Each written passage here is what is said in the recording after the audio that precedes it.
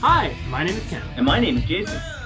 And today on Two Guys and Some Cardboard Unboxed, we're going to talk about deck building games.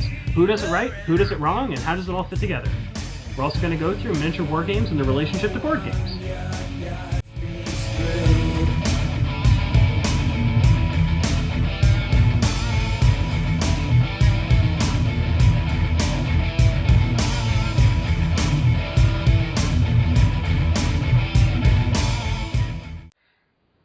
So before we get into all of that, though, we do have a few news items we'd like to get through. First of all, we had Wargasm just this past weekend. Yay! It was a really great success in spite of the local bus strike. And the weather, too. Don't forget the weather. The weather wasn't too great. But anyway, we did want to send out a thank you to all of our attendees and volunteers. We couldn't do it without you guys. Absolutely. And we just wanted to throw a thank out to Pat, the owner of the establishment, for letting us use his place and for giving us a considerable discount on board games. So absolutely. Yeah, we definitely appreciate that. Speaking of Quantum Frontier, they're actually having a food drive starting in March, I believe. Is that right, Ken? That's right, yeah. You can actually bring in up to 10 food items at a time, and each food item you bring in is going to be 2% off of your total whatever it is you get. There may be some restrictions. I'm not really quite 100% sure on the details yet, but this is going to be starting in March. His goal over the course of, I think he's doing it for about 4 weeks or so, his goal is to have about 1,000 food items by the end of that. So if you can do that for Quantum Frontier, you get a little discount, and someone else gets a nice Happy Easter. Yeah, so the NSBGS is actually an official sponsor of this event. We're actually, we want to help out the community, and I'm probably going to be bringing in food items every week, and surely for a truly altruistic purpose. Yeah, obviously. But, if you're in the local area and you happen to have a few, cans kicking around, then bring them out. It's for a good cause, and, you'll get some cheap games. So, win-win. Absolutely. In addition to that, in board game news, I don't know how many of you have heard, but apparently Hasbro has decided that they're going to release World of Warcraft Monopoly and StarCraft Risk. Now, I didn't know about this until you mentioned this, Jason. I'm kind of indifferent to Monopoly one way or the other. It's Monopoly. But StarCraft Risk, there's something about that. I just, urge to hate Risk, bubbling up inside, but StarCraft Risk, it's depending on how they go about it. If it's just Risk with a StarCraft skin, then it's whatever, it's just Risk. But if it's actually a StarCraft kind of game, I don't know, I might enjoy that. Well, we'll have to wait and see. The only thing that kind of irks me about this is that this is probably one of the main reasons why Fantasy Flight Games lost those licenses, I would guess. You think so? To Hasbro? Well, it seems that way because for those of you, again, who do not know, Fantasy Flight has published a lot of games based on Blizzard products, and absolutely, just recently, within the last year or so, I think, they've essentially pulled them all. So they're not doing their World of Warcraft games anymore. They're not doing their StarCraft game anymore.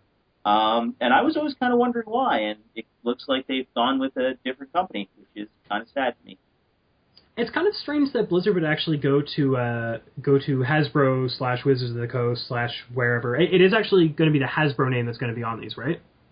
Yes. Yeah. Okay. It is a little strange that they would actually go to Hasbro. I mean, I'm assuming they know what they're doing. I mean, it's Blizzard. It's not like they were born yesterday or anything.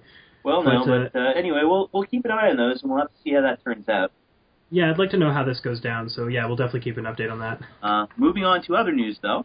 A new army pack is being released for Neuroshima Hex. This is a game that was released quite a while ago, and quite a bit of acclaim, and they haven't had an army pack yet, so I'm sure that all of the players are going to appreciate that.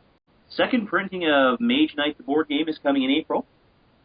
Yeah, and for anybody who hasn't actually played that yet, for anybody not in the know, Mage Knight was kind of the first collectibles miniatures game, if I recall. That is correct, right? It wasn't necessarily the first. I think it was definitely the one who probably did it the best at that. Yeah, in the beginning, and it's kind of the one that sparked the old miniatures wargaming kind of. They're not wargaming, but the collectible miniatures type game. Yeah.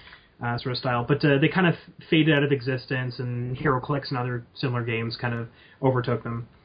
And they actually turned Mage Knight into a board game, and it's actually fairly sweet. And they, as I understand it, actually sold out of their first printing relatively fast. I don't think it was like flying off the shelves or anything, but they sold out. They clearly sold out. Yeah. And April's when we're going to expect the next printing of that, so that's pretty cool. Yeah, so that's definitely something to keep an eye on. Anyway, I see that the Dominion World Masters tournament was held at Gen Con. It's actually going to be held at this year's Gen Con. Yeah, I think, and this is the bad reporter in me, but I think that Gen Con is in the middle of the summer. I want to say it's like within the July-August range. I should probably look that up before we talk about it any further, but I think it's a fairly long ways away from here. I think now they actually have 2 Gen Cons. I think. Do they? Yeah, I think they have Gen Con Indy, and I think there's another one. Okay. I'm not 100% certain, but I'm pretty sure that's the way it goes. Fair enough. Both of them are going to be way too far away for either of us to attend, but anybody who's actually in that region, or, the region of the United States of America, I can't even remember where Gen Con's actually held at, but it's like somewhere in like the middle part. Well, Gen Con Indy is held in Indianapolis. Oh, okay. Appropriately enough. Fair enough. I don't really know where the other one is. Well, we'll try to report back better on that for the next episode, maybe. But World Masters Tournament of Dominion is actually being held at Gen Con, so that's pretty sweet. In further Dominion news, because I like Dominion and I keep up on it fairly regularly. Well, who doesn't like Dominion? Seriously though, who doesn't? That's good. It's just crazy people. So Rio Grande is actually coming out with a Dominion base cards set. So this is essentially going to be a small box of cards that is only going to include the basic cards required for every setup at Dominion. So this may not really seem that interesting to some people. They might be like, I'll just buy the base set. Why would I buy the basic cards all separately? But the neat thing about this is that you can actually take these base cards and combine them with any of the expansion sets, and voila, you suddenly have a standalone set. So if you are familiar with this game with your friends, you've played it with friends or something, and you like certain expansions, and you don't really want to get the base game, or you want to try out something and you don't really want to get the base game first, this is actually probably a cheaper way to actually go about it. Now, in the end, you're probably still better off going with the base set to get all those cards, but, hey, the option's there now, so that's kind of nice. This is clearly something that people have been demanding, otherwise they probably wouldn't have actually bothered making it. So Days of Wonder has released a Ticket to Ride India/Swiss map collection. So that's, pretty neat. And assumedly you can actually get these without buying the base set again. That's one thing I've kind of always been a little bit miffed about with the Ticket to Ride series, because I have the base game. I don't want to have to pay for all of the components again, when really all I need is the new map. It's true. You need like the new ticket cards, or is it the tickets or passes or tickets? Yeah, okay. Yeah, like you need the new set of tickets for the map and stuff too. But that's just a little add-on and stuff. Yeah, but that could easily be packaged with the maps. Oh, absolutely. Even just in plastic wrap, rather than having a box. So I don't know. I just never understood that, but. Yeah. Well, that was something that was always neat about Power Grid. Something I kind of delved right into is the fact that they would release because when Power Grid was released, instead of like it being like the US/Germany map for every single part of the world, they actually released like the board for the part of the world it was being released to. Well, yeah, which is really I've got impressive. a few of those boards, so. Yeah, but that was the cool thing, is that they actually just gave you, like, you had the option of just buying the board separately and just and they gave you, like, the separate rules for the setup for those particular boards whenever needed, but that was something that was really cool with. But it's nice that Days of Wonder is giving this option with Ticket to Ride now, because I kind of want to get the other maps, but at the same time, I don't want to have to buy the whole game over again. Well, this is what I'm saying. So, I'm glad that they're kind of looking at doing that, and I hope that does well. In addition, a new Star Trek Expeditions expansion is on the way.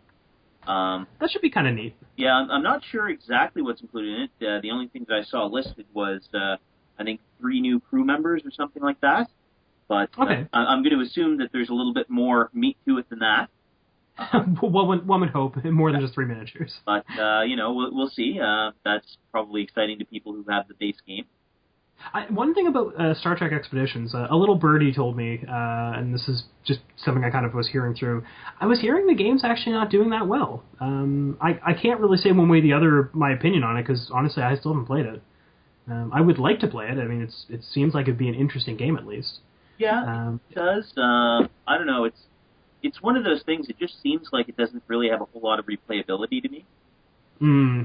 Because I could definitely see that being a factor. Yeah, it only has the one scenario, but hopefully maybe that'll be fixed in the expansion. Maybe they'll add some more scenarios, and make it a bit beefier. But anyway, something to keep an eye on. Absolutely. And another thing that's coming out soon is Thunderstone Advance.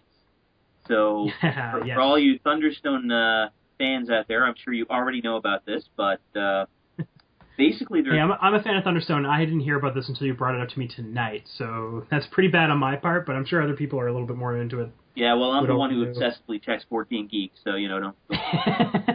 but in any case, for those of you who don't know, for some reason, they are essentially doing a reset of Thunderstone. It's going to have sort of a new storyline, not that the storyline really factored into it a whole lot anyway, but... They have redone all of the cards. They've redesigned them so that it flows a lot better. You can tell what each number means. They look visually pleasing.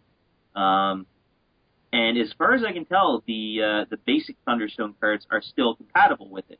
So it looks like definitely a step forward. And that's something I've noticed with AEG with Thunderstone is that they really seem to be working on improving the game. They really listen to, customer feedback, what we want, and they seem to actually put that out. So, kudos to them. I absolutely have to agree with you with that. That was one thing I was super impressed with, because I remember the first time I actually played Thunderstone, one of my big beats was the fact of putting it away. And, I mean, we've gone through this in fair detail in the Two Guys with Some Cardboard review of Thunderstone. But that was one of the things that kind of stopped me from really loving Thunderstone at first, because I really wanted to play the game, and the game itself was really good, but I just dreaded setting the dang thing up. And they fixed that in the expansion. The expansion helped you actually organize it a little better, and but then they didn't stop there. They didn't actually just stop there and say, okay, this is good, let's not worry about this. They released another base set later on. I think that's the Dragonspire set. Sounds about right. Yeah, and they went even further with that. They gave you actual little plastic tokens to represent experience instead of having the cards and stuff. Yeah. And and overall they just did a really... Oh, and I think that actually came with a little miniature board as well. It was for the dungeon, if I recall. Yeah, just keep that organized and to remind people about the light. Yeah. The first question that came to my mind when you were telling me about this game was, oh my god, am I going to have to buy Thunderstone over again? Am I just going to have to, basically burn and salt my cards, never to be seen again, because the new, better Thunderstone is coming out? And when I was looking through the cards there, I think you already said this, basically, but all the icons are actually, all the numbers have little icons around them, and they all make sense. They did a really good job of actually, making sure that people looking at the card at a glance could say, oh, I kind of understand the game, and I feel these things all mean these things. As opposed to having to know the game in and out in order to actually, really keep that in your head. Yeah, and that was something that was kind of annoying to me when I was first learning it, because I had a hard time keeping track of what number was the cost. Right. It's kind of in a non-intuitive place. You expect the cost on the card to be in the upper left. Well, you'd expect the cost, some of the cards actually have, that little coin symbol on them. And there's a number in it, and so you assume, oh, that's a coin. That's the cost of the card. No, apparently that's actually the coins it generates when you're in town. And it's that's very unintuitive. Yeah, but now it actually makes sense, a lot of it. Yes. So, I really like what they've done there. I wonder if they're going to do anything to fix up the whole light hubbubaloo. I don't know. Do you feel that we over-exaggerate that issue at all? I really don't feel like we do. I mean, it's really confusing to people. It is. Yeah. I mean, I eventually got it, but I've played a lot of games, and I had a hard time with it when I was reading through that rulebook. Yeah. And I remember you explained that to me in and out at one point, and it wasn't until I actually ended up writing up the review for the Tagaskip episode that I actually was like, oh, I fully understand the light penalty. I probably been playing this wrong the whole time. Yeah. And it's one of those things where it's like, you think you got it, and then it's like, no, you just misread this one thing, and it's actually this thing. Oh, okay, it's actually this thing. All right, fine. That's pretty much it. A little finagling. Now that we've taken care of all of the actual board game-related news... Oh, yes. There is another kind of interesting tidbit that just recently came to light, in case any of you don't know. And I'm going to try and put this link up on the in the notes for this episode. But apparently, Hasbro had signed a deal with Universal Studios where they essentially got the rights to a lot of their board games to make movies. Yes. Now, sometimes board game movies make sense.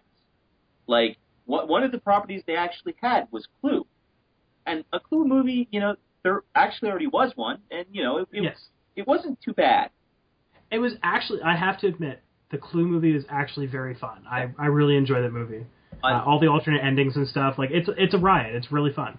But some of the other movies, well, I mean, Battleship was actually one of the ones in there, and as most of you probably know at this point, it has nothing to do with the board game, of course, because there's not really any way you can make that board game into a movie. But well, I mean, you just have battleships fighting each other, and one has a submarine or something like. I don't know. It doesn't seem like it's based on the board game to me. But anyway, that's well, yeah, no, you know the part in Battleship where you fight aliens. That's in the movie too. There is no part in Battleship where you fight aliens again. Really? Because I remember that being in the movie. That's really weird. I wonder why they would have put that in. Huh. Craziness. Madness. But anyway, in addition to Battleship, some of the properties that were actually listed included, and I kid you not here, Candyland. There was going to be, and I think there might still be a Candyland the movie. I hope to God not, but anyway, Candyland. As I understand it, that was going to be an Adam Sandler movie, if I recall. That sounds about right. Yeah. In addition to that, though, other games included Stretch Armstrong. Are you freaking kidding me? And here's the one that really just I couldn't believe. Ouija, the movie. I don't even really consider that a board game. The reason we're bringing this up is because it actually recently came to light that this deal actually carried with it a penalty to Universal Studios that they would have to pay Hasbro in order to not make the movies. So this is if they had not developed the movies within a certain time frame. And Universal has actually decided to enact that clause, and a lot of the games that they had gotten rights to, they are actually paying Hasbro millions of dollars so that they don't have to make them. And that, my friends, is everything that's wrong with this, like, economy, the industry of movies, maybe even board games. I don't know. Actually, I think that's probably good job on Hasbro's part, if you ask me. But it's still kind of really bizarre. Well, I mean, setting aside the fact that they actually inked the deal to get these games, and now decided that they don't want them and have to pay money to not do them. Setting that aside, there are so many people out of work right now, and these are movies that they could have made. I don't think that they could have made them well, but nonetheless, this is work that they could have given people. Yes. This is something they could have done to stimulate the economy, and instead they're paying millions of dollars to not do that, and that just seems bizarre to me. It kind of seems a little insane. Now, as I understand it, I think the reason why they're paying out all this money to not make these movies is because they felt that the movies themselves would be such a financial loss that they would actually be kind of cutting their losses by just like giving Hasbro the money, like the millions of dollars clause into making them. I get that, but at the same time, you thought they would have figured that out and done the research before they inked the deal. Well, this is true too, and it's like who made that? Who signed that deal? Regardless, were they fired? It's pretty bizarre, and again, we'll try and remember to put the link up so you can have a look at that. But an interesting board game related tidbit. Indeed, it is. So now on to our first major topic of this episode: miniature wargames and their relation to board games. and I wanted to do this one mainly because me and Ken and a lot of our friends just recently really got into miniatures games. I used to play a little bit, back in the day, but I never really got into it. I never really knew a lot of people who had the miniatures. So now that we're getting into them, I feel we could talk about that kind of perspective, and maybe go over some of the similarities between miniature games and board games, and for those of you who are into one or the other and might be curious about the other side, just go over what you can expect, what you might like. First of all, as far as similarities go, the only real difference between these games is that like miniatures games tend to have a lot more rules and a lot more customization. For sure, yeah. So, with board games, you have a set board, you have set pieces. There's usually not a whole lot you can do to alter that. Whereas with miniatures games, well, first of all, you typically pick, an army or a faction or something to ally yourself with, and from that, you get to pick, kind of the direction you're going. So there's a lot of choice involved with miniatures games that you don't really get with board games. Obviously not that I'm hating on board games, but it's of course not. It's a different kind of thing, and it's one of those things where with miniatures games, you collect an army and you get it all painted up, and then you can sit there and you can say, this is my army. This is I can see that I thought up, and here it is physically. So I think that's pretty cool, and especially for people who really like putting things together and painting them up, because you can get really detailed with that. And there's even major competitions for miniatures painting. So that's pretty neat too. Mm-hmm. But yeah, so for those of you coming into who are looking at getting into miniatures games, perhaps from board games, and I imagine most of the people listening to this are on the board game side of things, we just wanted to go through kind of a list of a few of the more common miniatures games, talk about them a little bit, and maybe go over how they are similar to board games, and what you might like about them.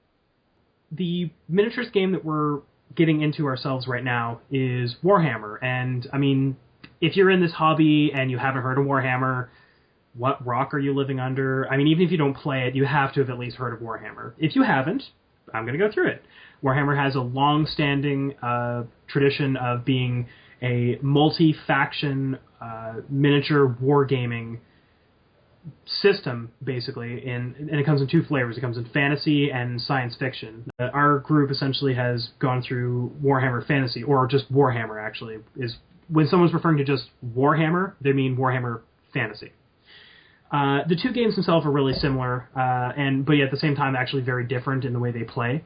But we had the most experience, I think, with fantasy at this point. Jason, I think you have a little bit more experience with 40K stuff than I do. Yeah, I've played a bit of 40K. It's like all the statistics and all of that stuff. It's very similar. You're going to be doing pretty much the same as far as rolling and rolling dice and all that is concerned. The main difference is that in 40K there's a lot more ranged weapons. Right. Because they have actual pistols, and everybody's got like bloody machine guns and laser rifles and laser eyes. Yeah. In addition to that, I find it's like individual units aren't as cohesive. Like you have a little bit of leeway with where you place them. They don't always have to be in strict base-to-base contact. Whereas with Warhammer Fantasy, you have to have very strict rank and file troops. The significant difference can be noted in the actual type of base. In Warhammer Fantasy, they're actually all square bases, or at least like rectangular bases kind of thing.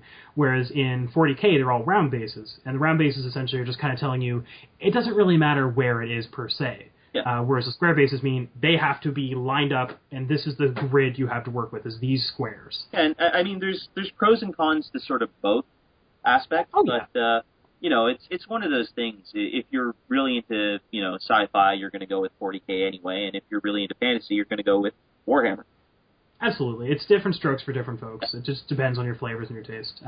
We're currently all into fantasy right now, and that's not to say that we don't like 40K. It's just what we all picked up. We all kind of agreed upon.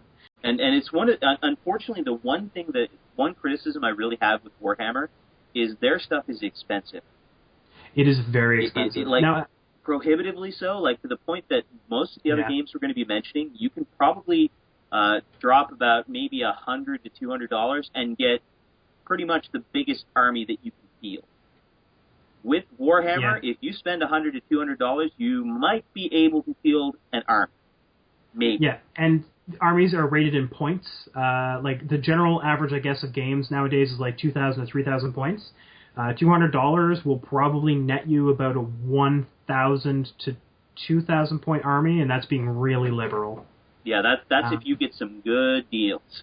Yeah, for sure. And one of the reasons why we're kind of starting with Warhammer 2 is the fact that it is the biggest one. It's kind of the most prominent in the gaming hobby, more or less. But it's also the biggest one in terms of its scale. It's the biggest one in terms of money and time and effort, generally speaking. Yeah. Now, the others obviously are not without their time, effort, and expenditure. I'm not downing on those features of them. But Warhammer, we can all agree, there's a lot of investment that has to go into it. Yeah. Warhammer is also probably one of the best examples of. I don't think I actually mentioned this yet, but the main differences you see between like miniatures type games and board games. Jason, you definitely did touch on this. Was the fact that a miniatures game is generally customizable. You can kind of pick and choose what you want to do, whereas a board game is strictly here's the board game, work within it.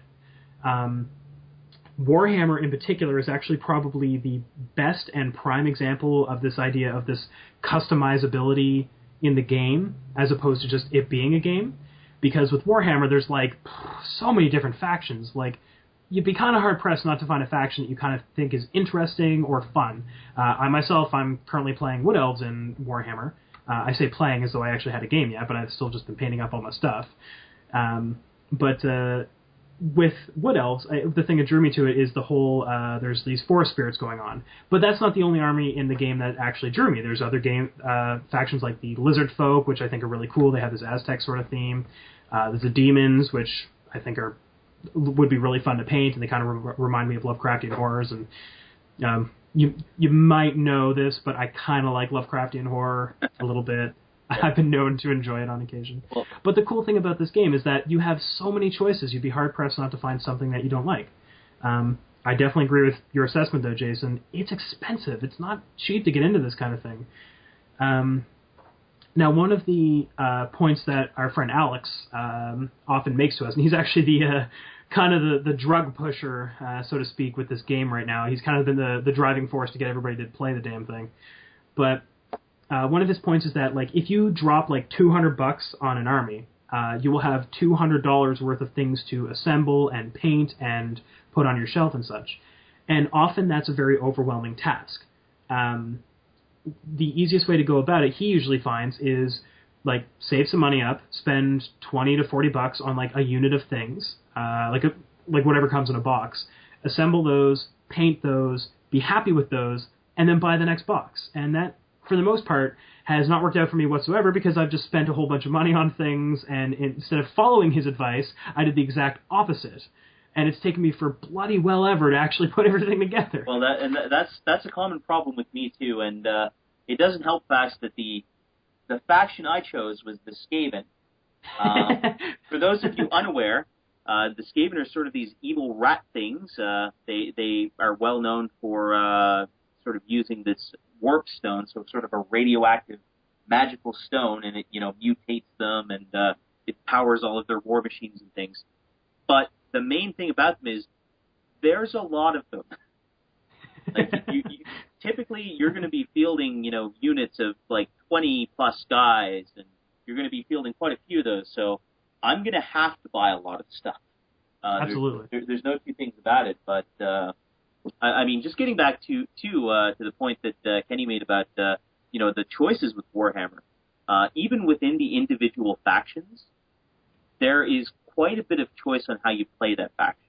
Oh, absolutely. So, for example, with the Skaven, there are actually a number of different clans within the Skaven ranks, and you can kind of choose to focus on a specific one. You can sort of mix and match, but there's all kinds of different strategies, depending on what you kind of like. Like there's one that focuses on the magic and the warp stone and all the stuff they do with that. There's an Assassin's Guild who are really, sneaky. And there's the one that I'm kind of thinking I'm going to be playing, Plant Pestilence, which, sort of does the whole disease thing. They spread plague, which, is just so on the nose with hordes of ratmen. Yeah, really though. I feel that one's probably the most accurate overall. Yeah. But, so even within the individual army lists, there's a lot of customizability.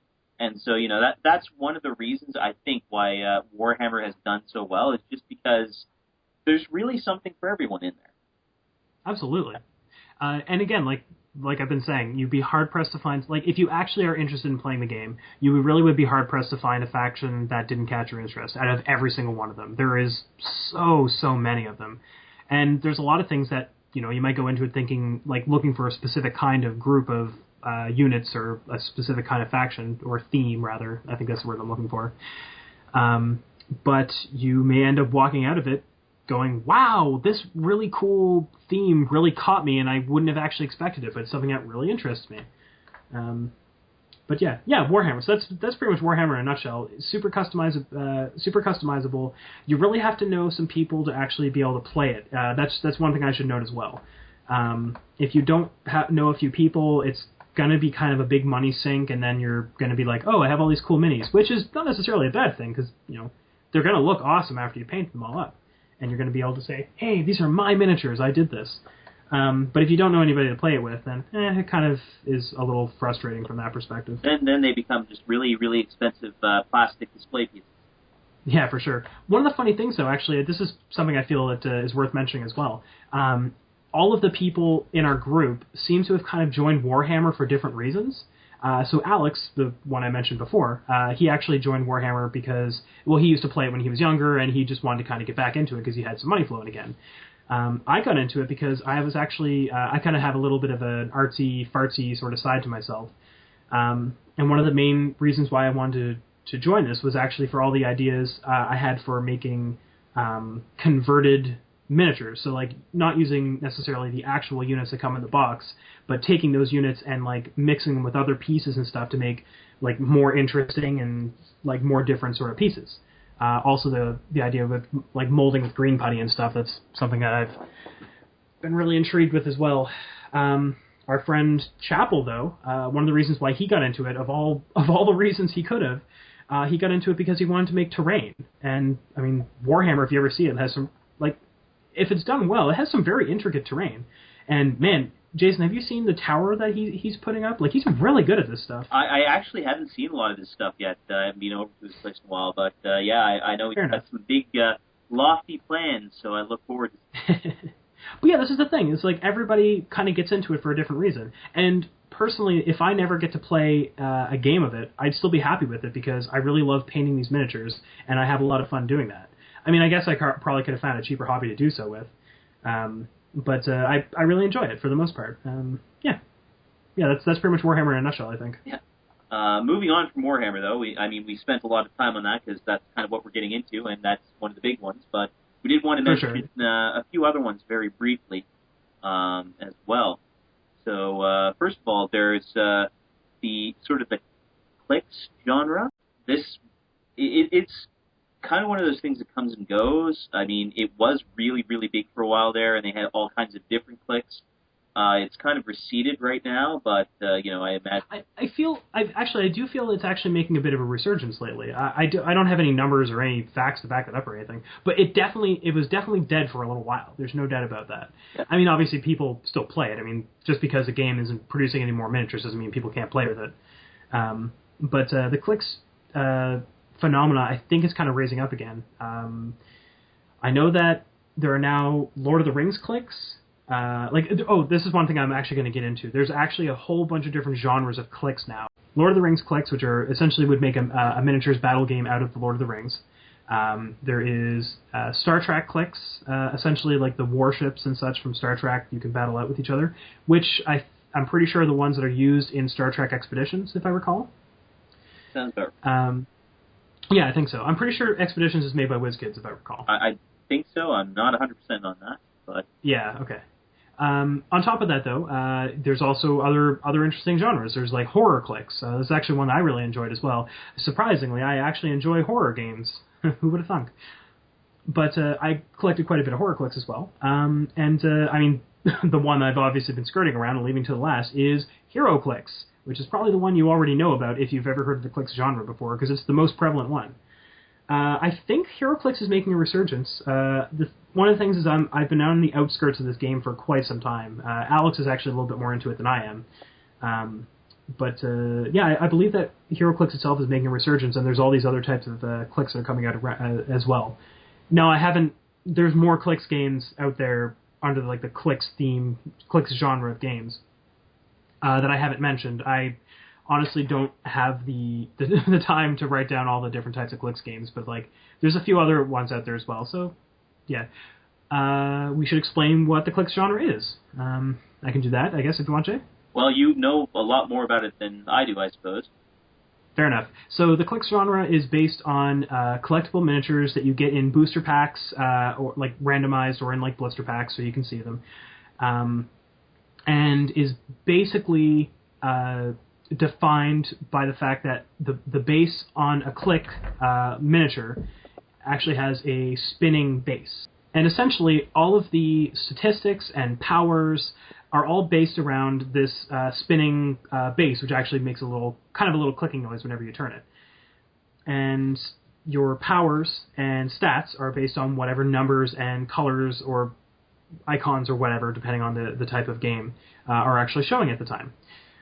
And as you take damage, you actually turn the click base around, and as you take damage, your characters may actually change the powers, and they may become weaker. Some actually may become stronger. The clicks genre is considered to be a skirmish type game, and this is essentially you bring 3 or 4 dudes, depending on the game. I mean, obviously you could bring a bunch if you paid for a bunch of low-cost dudes, and you just skirmish out in the middle of the map, make your various actions, and go.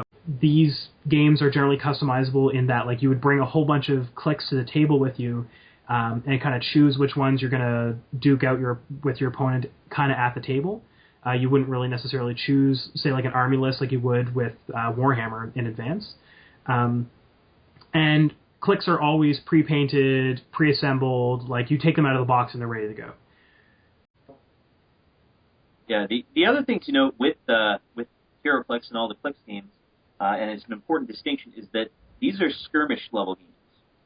So what I mean by that is with Warhammer, you're working with huge groups of people. You're working with, on the unit level.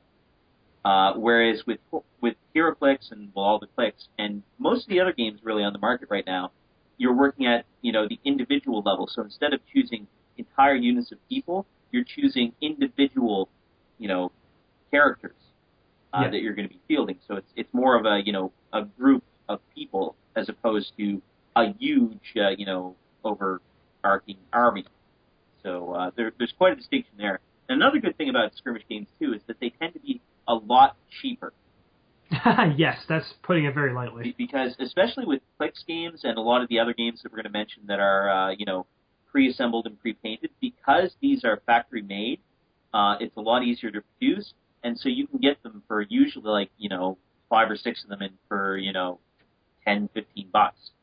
Yeah. You can really field an entire group for a skirmish level game, usually for around, $60-ish, maybe a little bit more.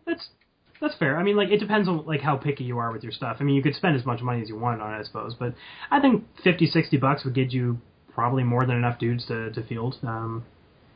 Yeah. Yeah, and so as a result, it's a lot easier to break into than 60%. Yes. But again, different strokes for different folks. We like Warhammer, so not to impugn that, but it's something you really have to commit to. Yes, there's a lot of commitment with Warhammer, whereas with HeroClix or any of the other clicks genre games, you could in theory just buy a booster and say, oh, this is really cool, and then play it for a little while, and if you don't like it, you're only out $15-$20 or more if you threw a bunch of money down on it.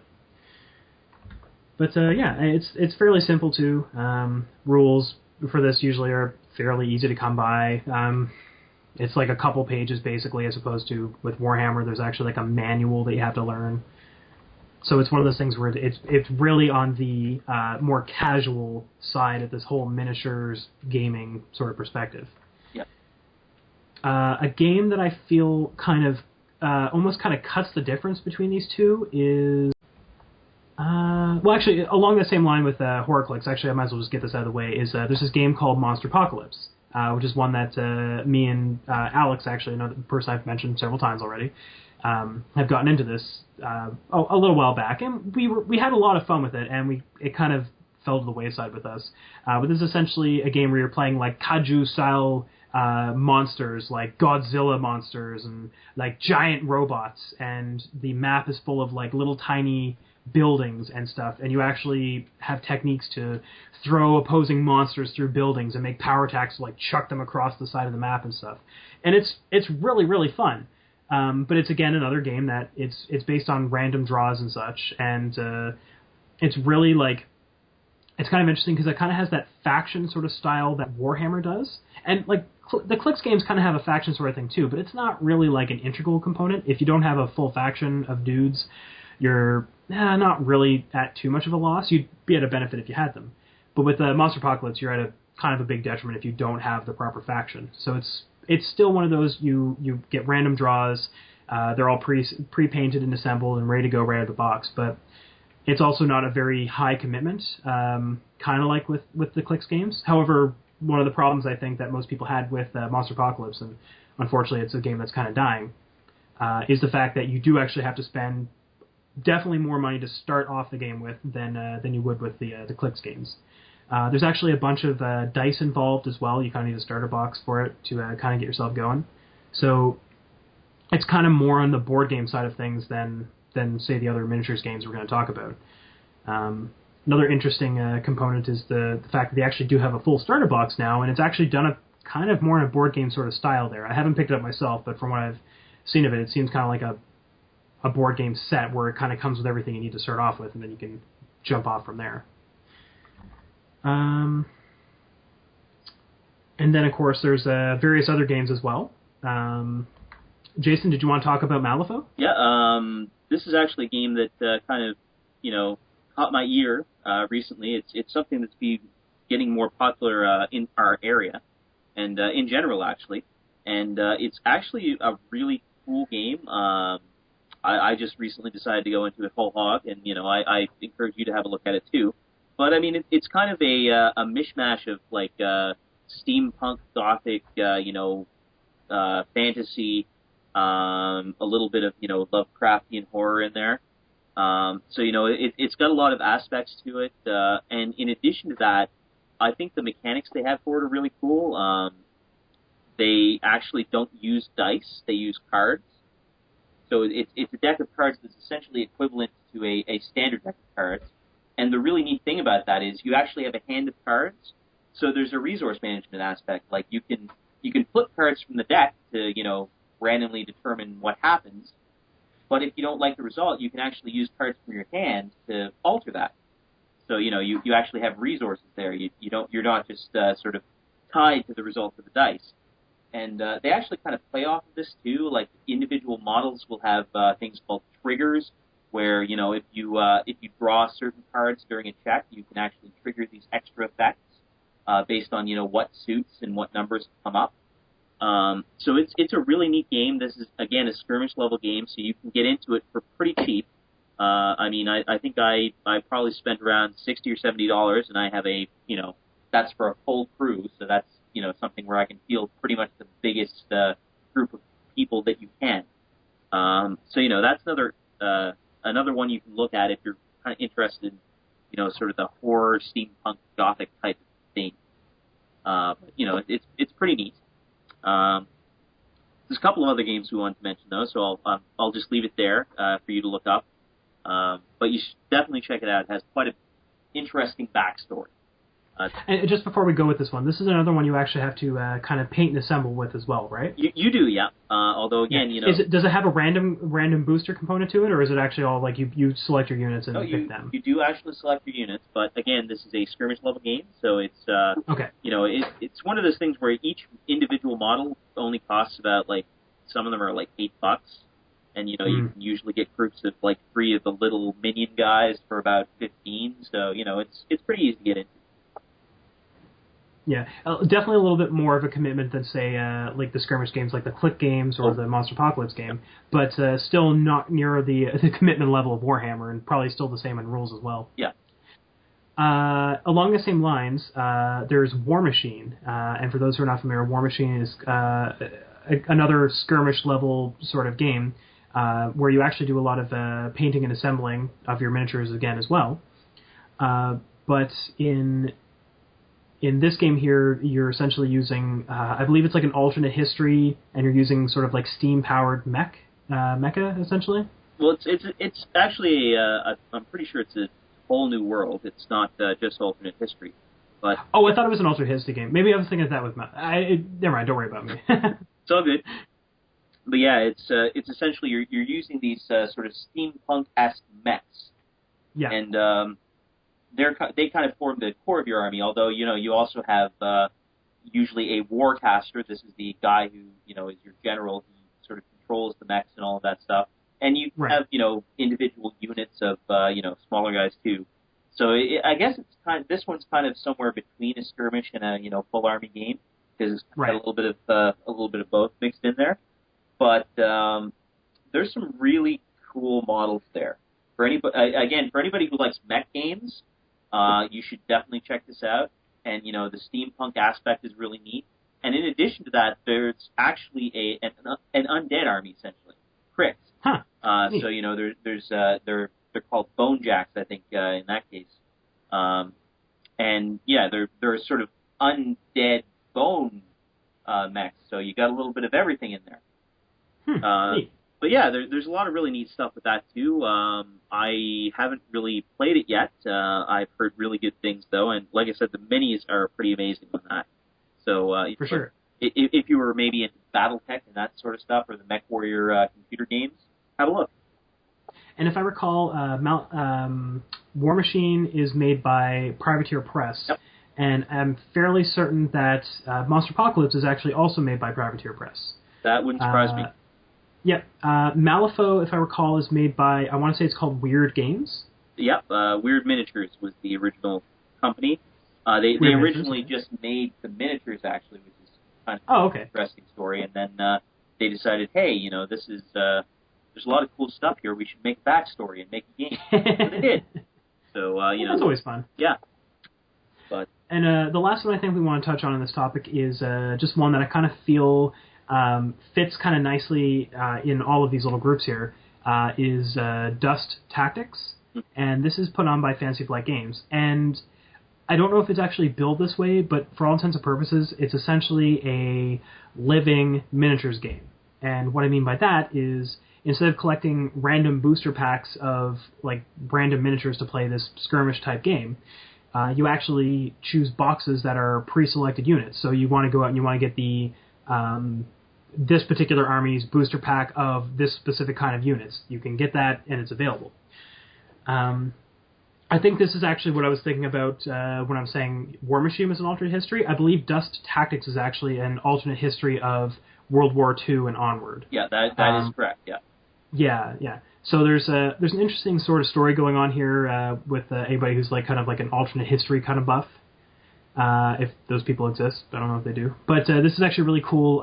Mech. It has mechs sort of things. It's got like a wartime, like World War II wartime sort of feel to it as well. You can also make terrain for it, just like you would with, I believe, Malifaux, War Machine, and obviously Warhammer. Yep.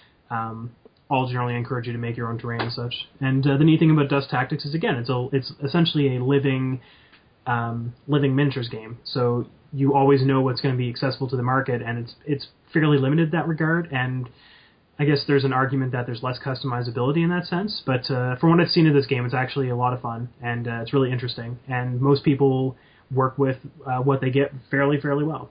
I do, if I recall, I think everything is pre-painted, but I can't say that for sure.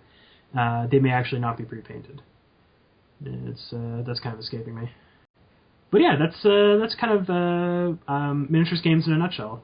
Yeah, and I just wanted to briefly mention, for those of you who might be more into miniatures games and looking at getting into board games, there is quite a bit of overlap. Like with board games, again, you're kind of it does pigeonhole you a lot more, so you're not going to be able to, customize. You can certainly paint your miniatures. That's something a lot of people do. But, you're not going to be able to choose things as much. But there still are quite a few games that are pretty interesting out there that you might want to look into. So one thing, for sure is Dust Tactics, because that's kind of a good mid-ground anyway. It's kind of like a board game, but with miniatures aspect to it. In addition, there's a lot of games out there that really encourages the kind of strategy that you would see in a miniatures game.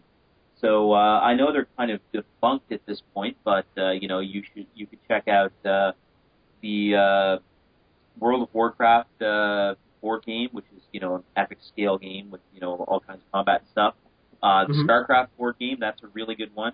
That's definitely a good one. Yeah, for sure. And actually, one in particular is a game called Battle Lore. In fact, it's really, I would almost call it a miniatures game without the customizability, because you're doing set scenarios, but it really is you have a whole bunch of miniatures that you're throwing at the other person's miniatures. So and the neat thing with Battle Lore is it has a lot of depth to it. Like you can fight just like there's a couple of historical battles between like the English and the French that are included, but you can also do things like there's goblin units for one side, there's dwarf units for the other. You can get creatures. Later on, it actually has rules where you build sort of a war council where you have like you can have a level 2 wizard and a level 1 rogue, and there's all kinds of different people that you can have different levels of, and what level you are of them determines what skill cards you can get. It's something to look into if you're really into war games and you want to get into board games and you need kind of a bridge. So those are some things to look at. Another game that actually might be good for people, war gamers trying to get into board games, is actually one that we've actually reviewed on our show, which is Nexus Ops. Yeah. Nexus Ops is actually, you get kind of a multi-faction sort of thing. It kind of feels like a StarCraft the board game sort of. It has a StarCraft the board game kind of feel, where you have like different types of units that you have to create, and you have to spend your resources to actually make them and such. And it's a fairly simple game, so it's one of those ones where people who kind of like a little bit more on the casual side might actually enjoy it fairly well. A little bit more on the hardcore side, along a similar lines to, say, Battle Lore, is one that our friend Dave actually picked up, which is Earth Reborn. And I think if I recall it, somehow we managed to mention this in the last podcast, but I don't remember how. But at any rate, with Earth Reborn, you have like the scenario-based game, and you've got this like skirmisher sort of style game where you're essentially playing two factions, and based on the scenario, the board is set up differently. There actually is a full board; it's not just like a random grid map or something. And like you have more or less miniatures depending on the scenarios and such. So it's actually another good one there. It's a little bit more of a pricier game, but it's definitely a good one. So our last topic for the night is going to be on deck building games. We just wanted to talk about the genre in general because it's a relatively newcomer to the world of card gaming and board gaming.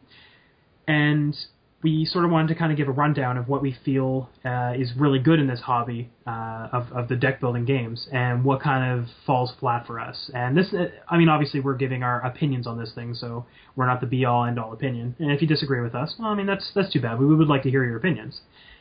The one we should probably start with is the one that I've already mentioned several times this podcast, is Dominion.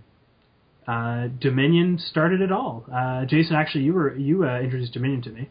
Yeah, and actually we've done a tutorial on this as well for you guys. Yeah, it's actually one of our most popular tutorials. Yeah. It's a very, very popular game. Well, I mean, Dominion, it's one of those games that it really was very innovative when it came out. Absolutely. This is the game that made the deck building genre. Yeah, like they actually had to invent a genre name to surround all the other games that came out to that had this similar sort of set here. Well, yeah, and it really encapsulates a lot of stuff too, because it's one of those things where you kind of have that customizability that you're going to get from playing like Magic the Gathering or another collectible card game. Yeah. But without the price commitment, you don't have to go out and buy millions of boosters. You buy the one box and you're good to go. And, not just that, but like the mechanics just mesh so well together. It just works so well. It has really a unique strategy. because you're going to end up with these sort of dead cards in your deck that really don't do much, but you have to kind of you have to have those cards. So you have to plan for it. There's some really neat strategies involving in Dominion, for example, the chapels. Where you're trying to make a really compact deck that has only a few cards in it, and so you're going to draw the exact card you need. Other decks might go the other way, and you might need to have hundreds of cards. It depends not only on you, like what kind of strategy you like, but it also depends on what cards come out. And that's the other thing. There's 25 cards in the base set, and only 10 of them are played each game. Yeah. There's a lot of random chance there. There's a lot of different combinations, and if I recall, I think you actually did the math on it, and it's something like about 1,000 different potential combinations. Or is it's way more than that, actually. Yeah. Okay. Yeah. When you get into permutations, I'm pretty sure it's in the millions or billions. Holy crap! And that's not including expansions or anything either, is it? Well, no. This is the base set. When you add in the expansions, it's astronomical the different variations you can get. So you might end up seeing a combo that you've never seen before, because those two cards haven't been together, in one of your games before. And that's really for sure. Because not only does that sort of play off replayability, but it really encourages players to adapt to the situation. So you're not just going to sit down and know exactly what's going to be there. It's going to be different every game, and you have to be able to personally adapt to sort of the whatever's out there, whatever is available to you. And I think that's a really, really cool mechanic. And absolutely, obviously, a lot of other people thought so too. Apparently, yeah. The next big one that came out, I'm pretty sure this was literally the next one after Dominion, was Thunderstone, and that's correct, right, Jason? I'm pretty sure at the very least it was one of the next ones. Yeah, at the very least it was certainly one of the next most popular ones. There's no doubt about that. So Thunderstone is a fantasy-based game. So in Dominion, your deck that you're building represents your kingdom, and it sort of represents what you've done right with your kingdom and such, and how your kingdom helps you. In Thunderstone, your deck kind of represents like an adventuring party. I think is probably the best way to put it. Because you essentially accumulate heroes, you accumulate gear, you accumulate items, but you also accumulate your victory points and your money and stuff as well, which are integrated through the other cards and such. They're not usually individual cards. And Thunderstone, I feel, does a lot of things really right as well. They have this really interesting mechanic with they actually have experience as a resource, so they kind of add this resource management aspect into the game that's not just based around thinning out your deck to get the best experience. And they actually add this whole thing with the dungeon. And the dungeon is sort of like another deck that you have to fight against in order to get victory points to win the game. And the dungeon is completely random. There's a card that's in there called the Thunderstone, which is the title of the game, obviously. And some person actually has to get the Thunderstone in order to end the game, and the person who has the most victory points at the end wins. One of the cool things about Thunderstone is that you never really get this deadweight sort of problem like you do in Dominion, where in Dominion you get what we call hands of green, and those are all victory points. In Thunderstone, your victory points are integrated into monsters you've defeated and other cards as well. And generally speaking, when you get these cards, they usually do something else for you. Not all the monsters do, but a good chunk of them do, and that's usually really nice. Thunderstone, we did a review on that one as well. And there's a lot of little clunky mechanics in it that unfortunately kind of fell flat with us. And we have other various nitpicks with it as well. It's a really solid game, though. And this is not to say that you shouldn't give it a chance, because you really should. And actually, for those of you who haven't yet, just as a note, they actually just released a version of it on Facebook. Yes, that's right. We did mention this last time as well, but for those who might not have caught our last episode, they actually have Thunderstone on Facebook as a Facebook game. And yeah, it's the full basic set of Thunderstone, right? Yeah, it's the basic set. You can actually pay to get some of the extra cards. They're actually relatively cheap. I think it's only about $1.50 per or something like that. But regardless, if you just want to try it out, all of the core stuff is there and it's free. So yeah. check it out. If you like it, you can always buy the physical game, or you can buy the digital one. So and doing it this way is actually a nice, cheap, and easy way to figure out whether or not you like the game, and second off, to kind of learn the rules without having to refer to online sources and friends and such. I think the next one we should probably talk about, though, because these are both games I feel did it right. I get like Dominion. I feel is like this perfect angel that I put up on this pedestal all the time. That probably doesn't deserve as much praise as I give it, but it certainly deserves a lot of praise. Thunderstone, I feel, did a lot of the things that Dominion did better, but in some ways it also made it more complicated. But that's just inherent in the fact that you try to take a simple concept and you make it a little bit more complex to make it more interesting, but then the complexities obviously create these little issues and such, which is the things that kind of bug us with it. But again, still a good game. The next game that I think we should probably bring up past that, though, is Ascension. And this is one I don't have so much experience with, but Jason, I think you're going to be leading this one. Well, I mean, I'd heard a lot about it, and I, saw it on the shelf at the local game store, so I thought, I'll pick it up. It should be a good game. Personally, I don't see what everyone thinks is so great about it. I mean, they're kind of building it as, the Magic the Gathering of deck building games. Okay. Or into Magic the Gathering, supposedly really like this. I don't know whether they do or not. I don't really hang around with people who play a lot of Magic the Gathering. But I don't know. It's for one thing, the thing that really got me is the rule book is really poorly written. Oh, that's always a bad sign. I mean, like the sort of the core thing with this is instead of having all the piles of different things that you can get, there's one deck, and you sort of have 6 cards out at once that the person who's currently playing they can choose from, and there's things that you can either attack or there's things that you can purchase, which is standard fare. The thing that gets me though is that when somebody attacks a card or when somebody purchases a card and it's removed, it actually doesn't say in the rule book, unless I'm utterly blind, because I've read through it like 3 or 4 times looking for this. It does not say when new cards are flipped. And that's kind of an important thing. Because I don't know whether they're supposed to be flipped immediately, whether they're supposed to be refilled at the end of the turn. It changes the game a lot, and yet that information, as far as I can tell, is not there. And that's kind of a big problem. Now, I feel that that's something that they have to have errated by now. I would hope so.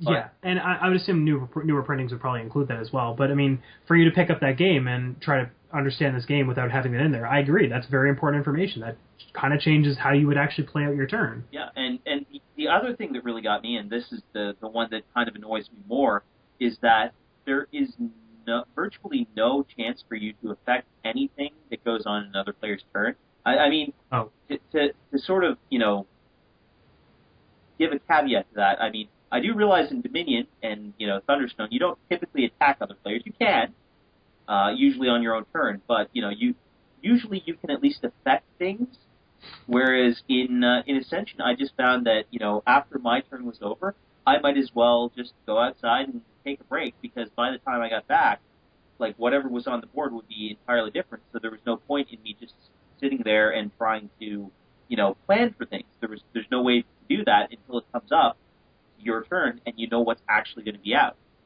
So, for me, that's kind of a big thing, because, if it's a game where there's individual turns, I like to at least be able to plan something, or, I like to be engaged in the game.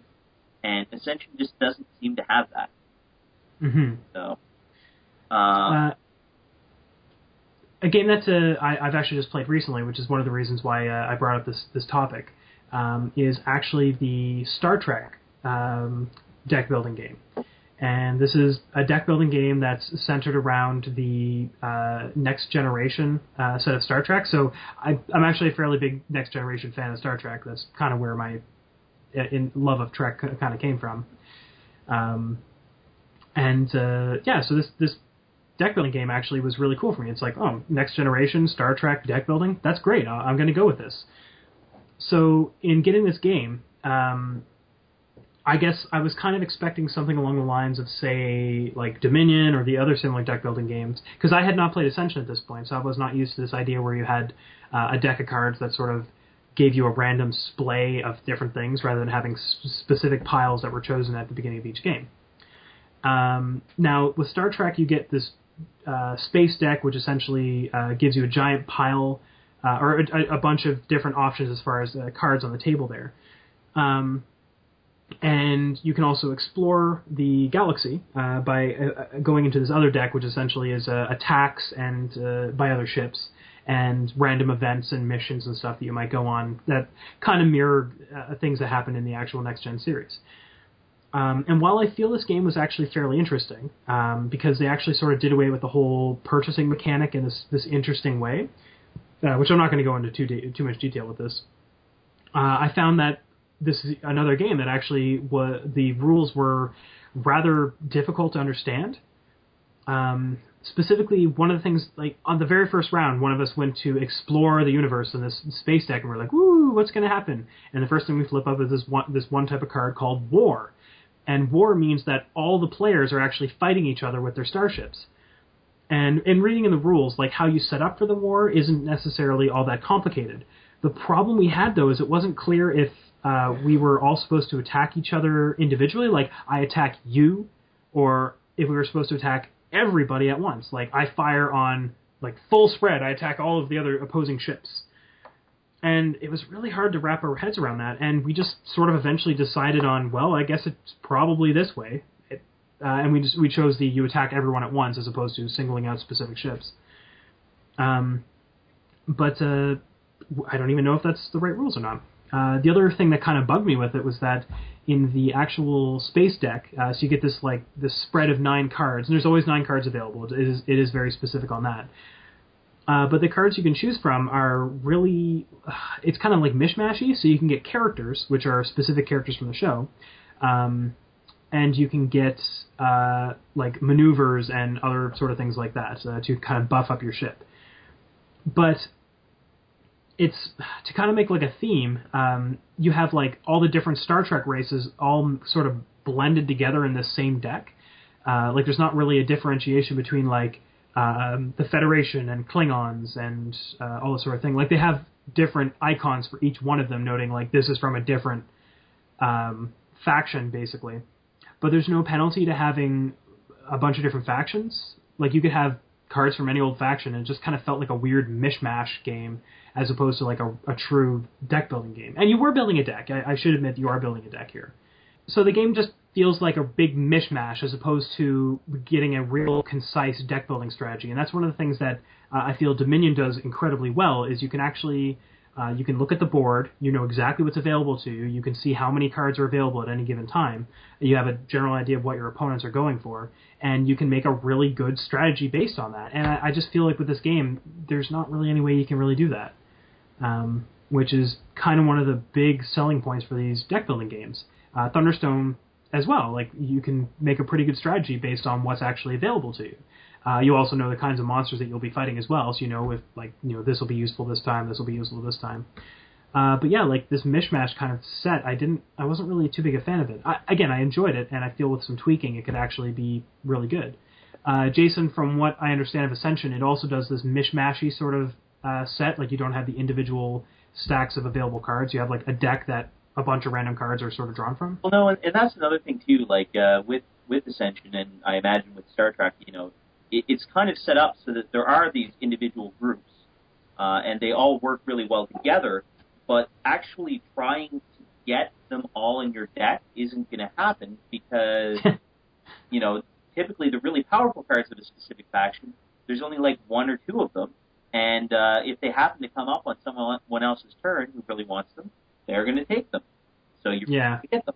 And, that's another thing that's really kind of, like, I really feel this genre is supposed to be, you're supposed to see all of the resources you have available to you, and, you're supposed to be able to go from there. And I don't think these 2 games really seem to do that well. Yeah, and I feel in general the deck building genre sort of benefits from being in one way, like deck building as the mechanic, but not the only feature of the game. Like Dominion and Thunderstone essentially give you basically resource management. You have to know when it's appropriate to buy things and when it's appropriate to get rid of things from your deck. And because of that, you're appropriately managing your resources. Where with these other ones, it seems like it's kind of like a random grab. You just grab what you can when you can, and yeah, that just doesn't really stick right with me. It doesn't seem really all that interesting in the long term kind of thing. It just kind of bugs me. Yeah. One we actually kind of skipped over here, which was somewhat intentional, but another one made by AEG, which were the ones that made Thunderstone, is actually this one called Nightfall. And I feel that Nightfall has this interesting Magic the Gathering-esque kind of feel to it, where you actually have monsters that are actually fighting against each other, and you actually have to damage your opponents with your monsters, which is actually kind of a neat little mechanic. But one of the coolest things I think this game actually brings to the table is the fact that you do get to see all the individual cards that are available, kind of like your Kingdom cards and Dominion and like the other stacks that you'd have in Thunderstone, like your heroes and other such things. But the neat thing about Nightfall is that every single person gets to draft out, is it 2 stacks of cards that are only available to them. They are the only ones that can purchase those cards. So you can build a strategy right from the beginning and say, oh, if I take this guy and this guy, I could have this interesting combination that I can build up in the deck here.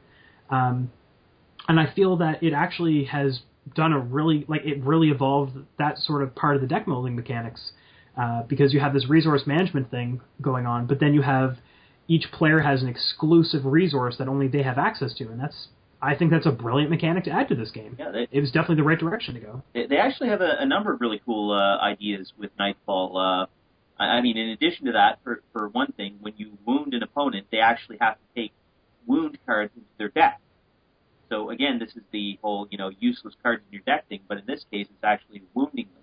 So, that's kind of a neat thing. But on the other hand, having wound cards, when you have wound cards, you can actually discard them at the end of your turn to draw more cards. So the more wounded you become, the more able you are to draw through your deck, and it gives you a bit of an advantage. So it's kind of an underdog, balancing mechanic. Which is kind of neat. Absolutely, which is really cool. Yeah, and in addition to that, there's also this whole chaining mechanic that they have, which is relatively complicated, and this is one of the more complicated of the deck building games, I will note. Yes. But yes. This is kind of a neat thing, too. Each card has one of 5 colors of moons on the top left corner, and beside that are 2 smaller moons, which are sort of the links, if you will.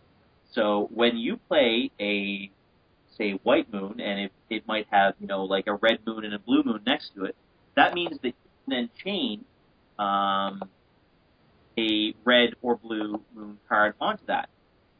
And so you can keep playing cards. Usually you're only allowed 1, but you can keep playing cards as long as they're on this chain. And then after you've done playing cards, your opponents can play off. And, I think that's kind of a really neat mechanic. And it's definitely a complicated mechanic. It took me a little while to get my head around it, for sure. Yeah, well, no, this is definitely one of the more complex games. It's not for the faint of heart, but, no. Done a lot of really neat stuff. They've broken a lot of new ground, so, props to AEG for that. Absolutely. But in addition to that, there was one last game that we wanted to mention on this topic, and this is not strictly speaking a deck building game, because there actually are no cards. There are cards. Well, there are cards, but that's not what you're gathering. But you're not gathering cards. And the game I'm talking about is Couriers. It's kind of a whimsical take on it, and it's actually billed as a dice building game. And this is what's really cool about it. You're paying about the same amount that you would for, Dominion or something like that. What you're getting is, I think it's something like 130 custom dice. Yeah. Now, these are not big dice. They're, relatively small, but still, they're very nice looking dice. They're color coordinated. It's, they did a pretty good job on the components here. And the really neat thing about this is, it really follows the genre well. You have a little bag. You're putting your dice in there. You're drawing them out, 6 per turn, and you're rolling them to see what happens. In addition to that, though, and this is the really clever thing with this, for each color of dice, there's actually a set of cards. So instead of just having, with for example, Dominion, where you have a witch card, and the witch card always does the same thing. With Warriors, you're going to randomly choose these cards, and the different cards in the set will have different abilities. So the same dice will actually have differing abilities from game to game. And not only is this kind of cool in that you have to you don't necessarily know that the wizard is going to work the same in this game as the previous game, but it's also a very clever way to sort of be a little bit more economical with components. Because absolutely. This way, instead of having to make 4 different versions of the wizard dice, they only have to make 1 and 4 different cards for it. So I think they've really done a good job with this game. They've kind of not even just pushed the boundaries of the genre, but they've kind of expanded beyond it and went in a different direction, and it really works. It really does. Well, yeah, it's a fun little game. They've already got 1 expansion out. There's another one in the pipeline. I think they're planning a few more. It's definitely something to check out, especially if you're, somebody who really likes dice, because there's all kinds of dice. So wait, gamers like dice? When did that happen? Is that new? Yeah, relatively. I think it's been only for the last few decades or something like that. But yeah, no, it's definitely something to check out. And like I said, it's got this really whimsical feel too. So it doesn't take itself so seriously. We're kind of talking something along the lines of, say, Small World, that kind of whimsy. So it's definitely something to check out. But it's just it illustrates that the genre is really starting to push the boundaries, starting to change. It's kind of becoming a little bit saturated at this point.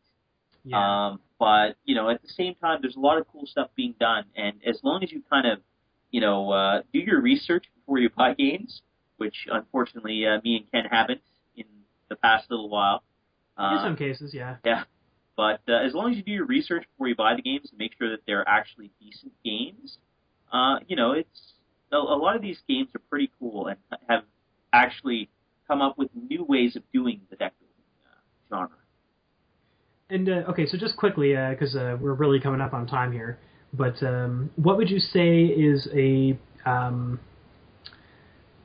something that the deck building genre, any publishers or anything like that, because naturally all the publishers listen to our show, that the publishers should take into mind of what to do with a deck building game and what not to do with a deck building game, based on the examples we've given or any others.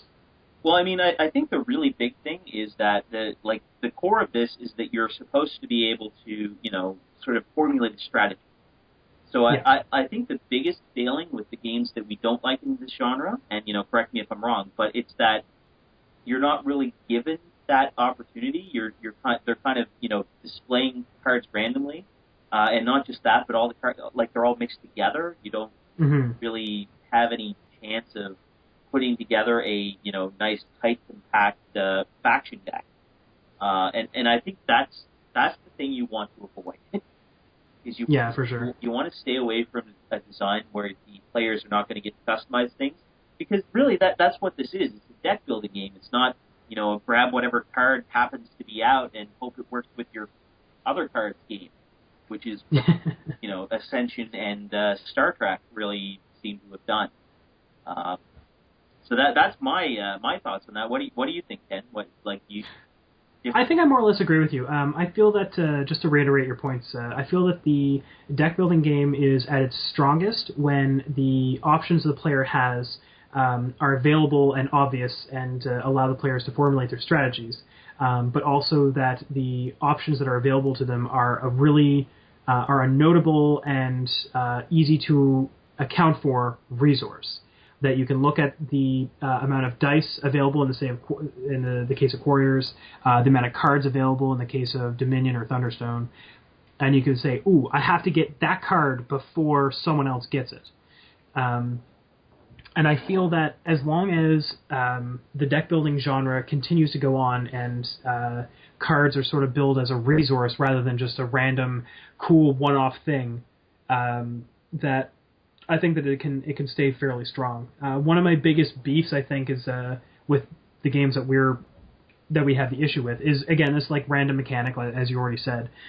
But just the fact that even in most cases there are like repeats of these types of cards throughout these random decks, but the frustrating part about it is that a lot of them are actually unique cards, or at least in the case of the Star Trek game I was playing, because all the characters are based off of characters from Star Trek: The Next Generation. So if you pick up Jean-Luc Picard, that's the only Jean-Luc Picard in the deck. Like, you can't base a strategy around having a deck of Jean-Luc Picards. And rightly so, because he's one guy. You can't have, like, 10 of the same guy on your ship at any given time.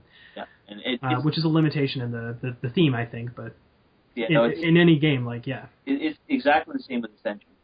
And that's the thing that I really hated, because, you know, you can kind of be waiting the entire game for this one card to come up, and then it comes up during someone else's turn, and they grab it up, and it's just like, oh, well, I've built my entire deck around having this one card, and I don't have it, so I guess I lose. Yep. I guess I'm done. Yeah, I mean, you know, not that, you know, building your deck around a specific card is necessarily a good strategy, but, you know, it's one of those things, you know, you do want to have a strategy that you're able to enact, and you really can't in these games. Because, you know, you might start off with the strategy, and you might get a couple of cards, and then all of a sudden, those cards aren't coming up during your turn, and that's pretty much it. You either have GG, guys. Well, yeah, you either have to try and, you know, scramble to, you know, do a mid-game change-up, or you're just, you know, you're not going to win. So, I don't know. I really don't like that aspect of it. So, I hope... For sure. I hope game companies stop doing that. So I think that's pretty much all we have to talk about regarding deck building games and miniature war games as well. Yeah, this episode is probably going to be pretty big, unfortunately, but I guess it kind of makes up for lost time from last episode. I think maybe we might want to consider actually doing one topic an episode so we can kind of really delve deep into that. Yeah. But again, this is learning and this is new territory for us, so this is a learning experience. Yeah. But at any rate, thanks for joining us. I hope that the ramblings that we've had have been enjoyable, entertaining, or informative. You can take your pick or choose as many as you like. And in the meantime, we hope you have good games, and hopefully we'll see you next week.